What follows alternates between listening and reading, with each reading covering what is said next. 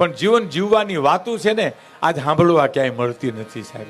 વિજ્ઞાને બહુ વિકાસ કર્યો છે, વિજ્ઞાને બહુ વિકાસ કર્યો છે મિત્રો, કે રૂપિયા વધી ગયા તો બેંકમાં મૂકી શકો, દાગીના વધી ગયા તો ખાના ખોલાવીને જમા કરાવી શકો, પણ વાત મૂકવાના ઠેકાણા નથી અટાણે ક્યાંય. કોને વાત કરવી સાહેબ? અંતરના ઊંડાણની તો કોક વેધું ને કહેવાય, ચોરે નો ચર્ચાય ચિત્તની વાતું શંકરા. અને કોઈ પણ માણસનું આંસુનું ટીપું તમે ડોક્ટરને દો તો કહી દે કે 70% ક્ષારનો ભાગ છે, ખારાશનો ભાગ છે. પણ દુનિયાભરના ડોક્ટરોને ભેળા કરીને એટલું પૂછો કે સાહેબ આ આંસુ સુખનું છે કે દુઃખનું છે, એ તો કહી દો. વિજ્ઞાન નાનું પડશે સાહેબ. ત્યાં મેઘાણીની દુલા કાગની હેમુ ગઢવીની જરૂર પડશે. અને કોઈ પણ માણસનું લોહીનું ટીપું તમે ડોક્ટરને દઈ દો તો ગ્રુપ કરી દે કે આ એ ગ્રુપ છે, ઓ ગ્રુપ છે.